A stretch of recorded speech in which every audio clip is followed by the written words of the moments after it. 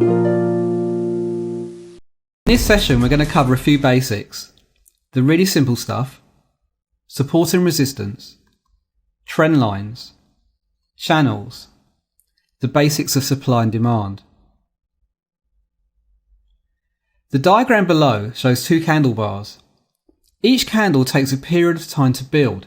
This is reflected by the time frame of the chart you are using, so a 1 hour chart will draw a new candle every hour. Generally, a bullish candle that closes higher than the opening price will be coloured green or blue. A bearish candle that closes lower than the opening price will be coloured red. The candle's body will always start at the opening level and finish at the closing level. As price bounces around, the candle wicks will mark the high and low of the time period. Seasoned traders often prefer OLHC bars, which show the open, high, low and close of a given time period. Let's move on to price action, which is the analysis of price movement alone in an attempt to make order of the market. This can be exhibited through candle bars as well as price patterns. The most popular bar is the pin bar. The long wick represents a move that was beaten down or up by opposing buyers or sellers. It's often a precursor to a bigger move, and on this diagram you can see a bearish pin bar where sellers had the upper hand and a bullish pin bar where the buyers had the upper hand. Okay, here's some examples of a few more candlestick patterns. We're not going to go into detail here as it's basic stuff, but a good reference book to learn more is the Candlestick course by Steve Nissen. So we had some bearish railroad tracks. We have some bullish railroad tracks, a bearish outside bar, a bullish outside bar, a doji or spinning top which represents indecision, and an inside bar which also represents indecision. I'm going to talk about the very basics of support and resistance. In a downtrend, price will typically move in a range until it breaks through a level. A new range will start and what was previously support will now become resistance. So we have our level here and price is above it and uses it as support until it finally breaks through, and it will then retest the underside as resistance. Then we have a new level which then becomes support, so price is bouncing between support and resistance. It finally breaks through and retests the underside as resistance. So it's as simple as that.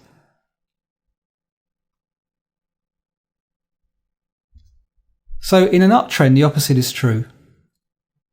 A resistance level will be broken and price will find support at a higher level. So here's our resistance level and price is using it as resistance until it finally breaks through and retests the top side as support. We then get a new resistance level forming and price is bouncing between the two support and resistance levels until it finally breaks through again and retest the top side as support. So very simple stuff. And also it's important to note that these are price pivot zones, so you can see that price bounced either side of support and resistance marked by the arrows. When price breaks a zone of multiple touches of resistance and retests the opposite side of support, we call it a break and retest setup. And as you'll find out later in this course, it forms part of a trading setup that we'll be talking about. Whilst we're on the topic, I'd like to clear up a common fallacy. When I first started trading, I was told the more a support or resistance level was tested, the stronger it was. In fact, nothing could be further from the truth. Because every time price visits a level, it eats away at the orders until there are none left. At this point, price is free to break the level. So sellers are absorbed at every test of resistance until all the sellers are gone and price can finally break through. So, this is a 5-minute S&P, but you could look at anything. It applies to every time frame and every instrument. Now the first thing to do is to condense up the chart so we can actually see these levels. Okay, let's get the line drawing tool and I'm going to mark in a few levels. So we've got one here, we've got one here,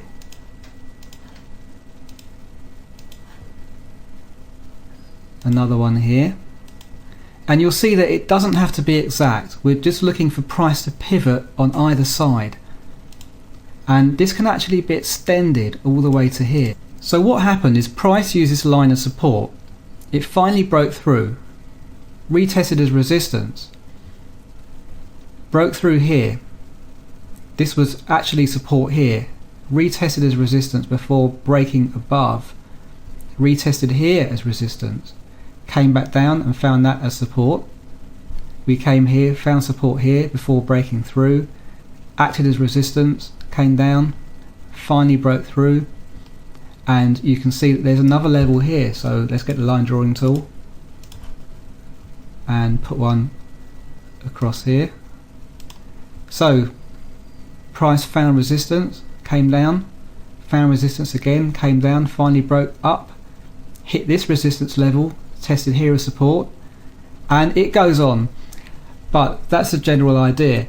Now what I'll also do is condense this up even more, and we can see there's even bigger levels that would be visible on a higher time frame. So I'm going to put a level here, make that a different color, and you can see that price was underneath as resistance, finally broke above, and then retested as support. If we move along, it was tested as support here, then that level became insignificant and we broke through. Now this is also, we've discussed this before, these are also pivot zones, so price pivoted either side of these levels. So you can see it was above, then it was below, below, above, above and below. Now one method that might help you to find support and resistance levels is to box areas of price action in.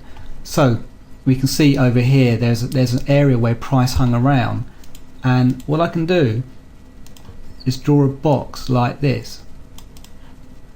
Then again there's an area over here, have another area over here, and this might help you find where price pivots either side of a support and resistance level. Another box there. So it's actually a good example to do, is just to try boxing in these areas on a chart like this.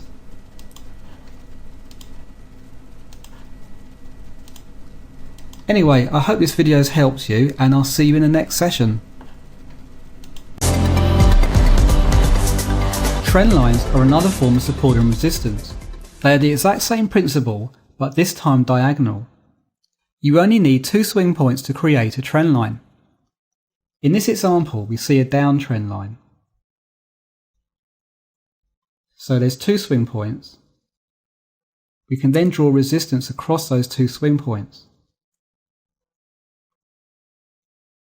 Price finally breaks through resistance and retest the top side of the trend line as support. This is an example of an uptrend line. As the trend line support is broken, the underneath becomes resistance. So the trend line acts as support. We've drawn a trend line below 2 swing points. Finally, price breaks through the trend line and retests it as resistance. Now it's important to note that these are graphic examples and they're just for illustration, but the market doesn't always behave as perfectly as this. I'm going to show you some examples on real charts next.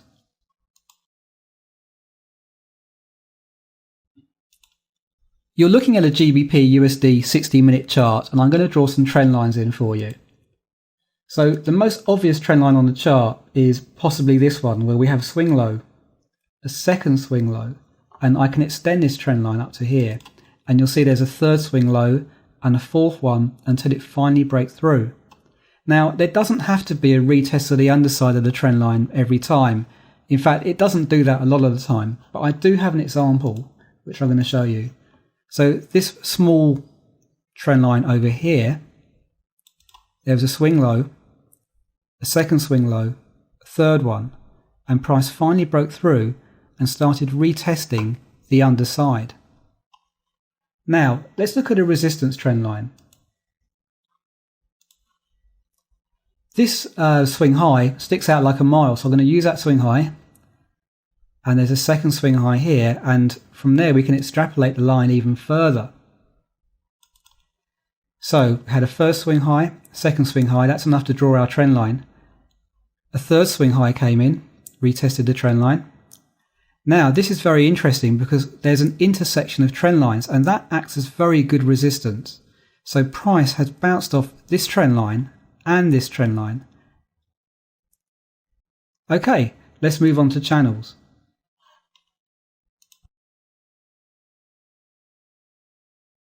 It's worth talking about channels here because it's a prerequisite for understanding the advanced supply and demand topic of compression. In a bear channel, price moves upwards between two trend lines before breaking out of the lower trend line and falling, as shown in this diagram here.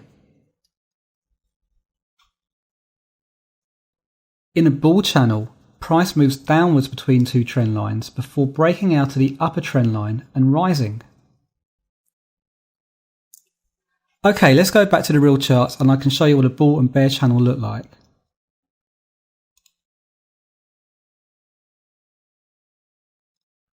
We're on a Euro USD 5-minute chart and I'm going to show you some bear channels. So I'm going to get the trend channel tool, and basically on a lower time frame it's much easier to see channels. On a higher time frame you won't see them so often. There's plenty here. So here's an example of one here where price has moved between the two sides of the channel going upwards as a bear channel should do before finally breaking through.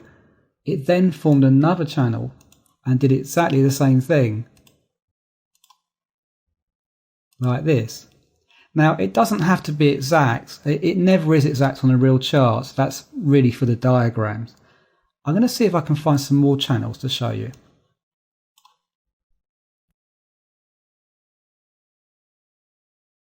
Here's some examples of some bull channels. So I'm going to get the trend channel tool again, and there's one just over here where price moved between the upper and lower bound of the channel before breaking upwards. There's another one over here.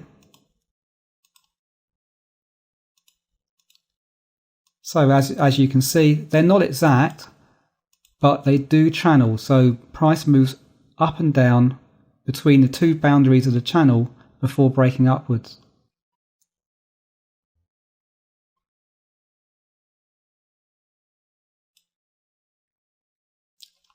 There's another example of a bull channel here.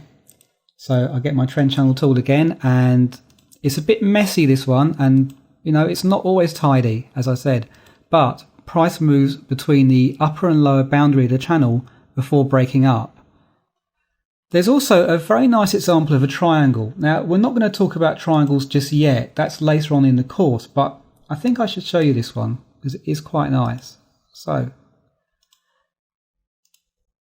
you can see that price compressed itself between both sides of the triangle before finally breaking down.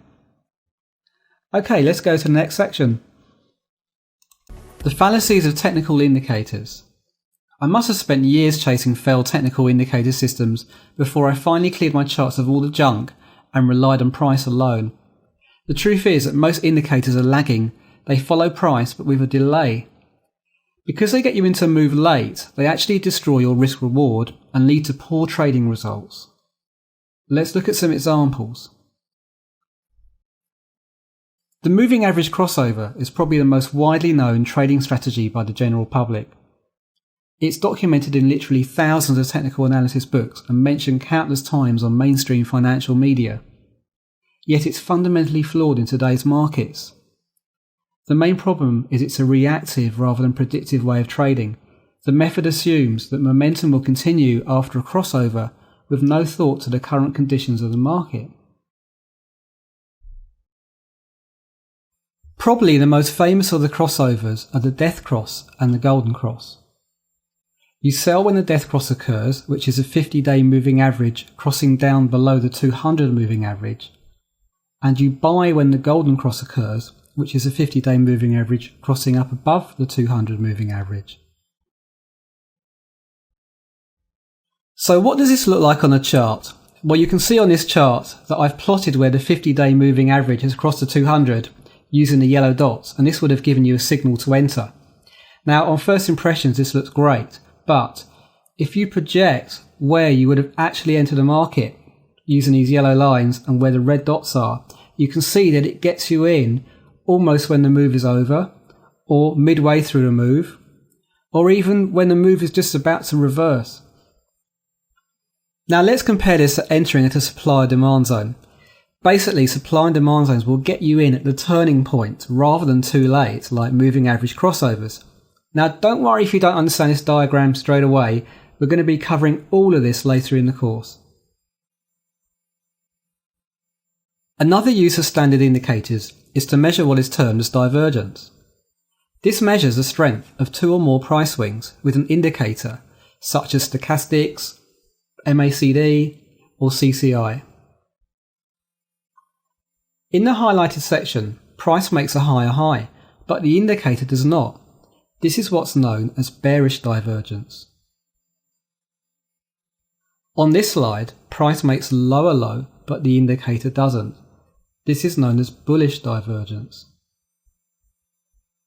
Theoretically, divergence marks turning points in the market. However, you are about to see that divergence is a common trap that leads to traders blowing accounts.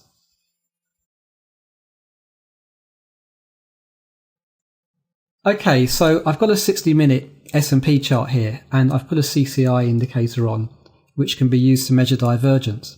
Now, this is a ranging market, and here's a circumstance where it will work. So I'm going to get a arrow line, and I'll show you that we have a low here and a lower low.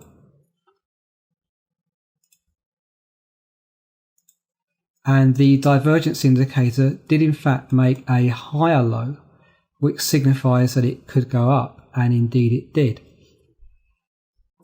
We have another example over here, a low and a lower low, and the CCI didn't make a lower low, and indeed the market went up. Now that's all very well and good, but I'm going to show you another example where you end up grinding down your account using these indicators.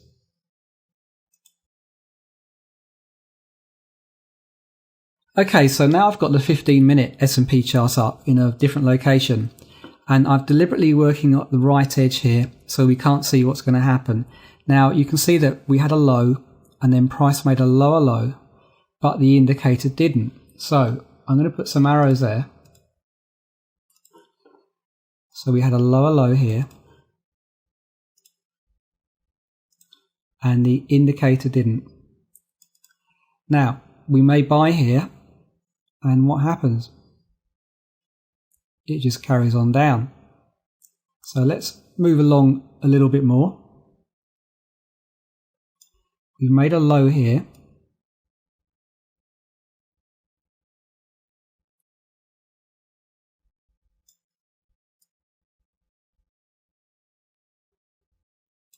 Now, we've made a low here, and we've made a lower low over here, but the indicator hasn't, which would be another indication to buy. So let's just put some lines in here. So that's your lower low. And in this one, the indicator hasn't. So you may decide to buy here, especially as there was also a bit of a rejection. So let's scroll along. And it continues down again. Move along a bit further. Okay, so we've got a low, price consolidates, makes another low, like that. And the indicator is not following, which would indicate that it should go up. And of course, price continues down. And you can see what happens is that the indicator then follows afterwards. So this can be very deceiving.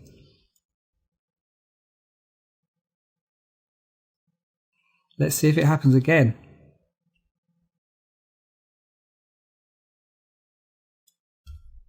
Okay, we've got another example over here. So we have our swing low.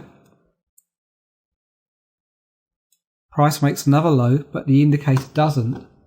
So let's draw some arrows here.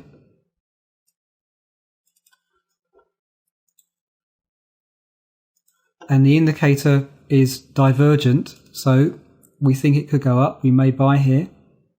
And, well, surprise, surprise, price continues down. Anyway, I hope that's helped, and we'll move on to the next session.